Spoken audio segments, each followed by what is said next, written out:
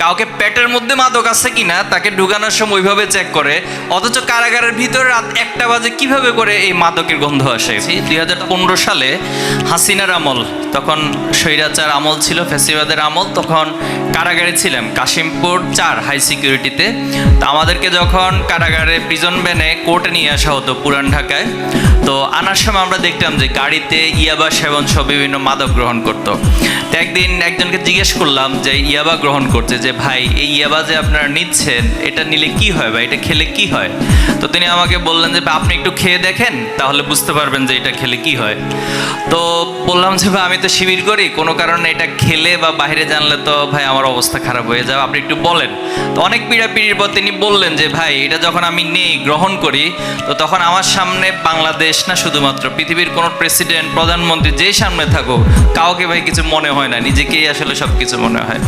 তো পরে জিজ্ঞেস করলাম যে ভাই আপনি তো এখন মানে অ্যারেস্টেড অবস্থায় আছেন, আপনাকে এই ইয়াবা দিল কিভাবে, কে দিল? বলে যে ভাই এই যে পুলিশ যারা আমাদেরকে গাড়িতে ওঠানামা করায় এরা আমাদেরকে দিছে। তা বললাম যে এরা কোথায় গিয়ে পাইছে? বলছে ভাই আমি যে ইয়াবা মামলায় গ্রেপ্তার হয়েছি আমার কাছ থেকে যে ইয়াবার পিসগুলো পাইছে এগুলো মূলত ওরা তখন রেখে দিছে, আর এখন 1টা 2টা করে করে আমাদের কাছে বিক্রি করে।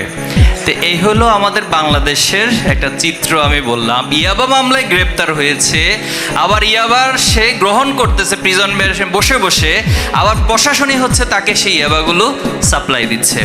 কারাগারের যে করিডোর ছিল, মাঝে মাঝে রাত 12টা 1টা যখন বাজতো আমরা ঘুমাতে যেতাম, তো পাশ থেকে খুব উৎকট গন্ধ আসতো, যে বিভিন্ন মাদকের যে উৎকট কিছু গন্ধ।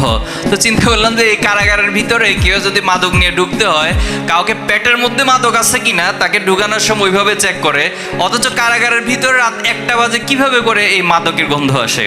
তো তখন আমাদেরকে একজন তথ্য দিল যে ভাই এখানে যারা কারারক্ষী আছে তারা এই সিস্টেমেটিকভাবে একটা সিন্ডিকেট মেনটেন করে এই কাজগুলো করে। তাহলে আমি বাস্তব চিত্রটা আমার নিজের ব্যক্তিগত যে প্র্যাকটিক্যাল একটা উদাহরণ সেটা দিয়ে আপনাদের কাছে তুলে ধরলাম।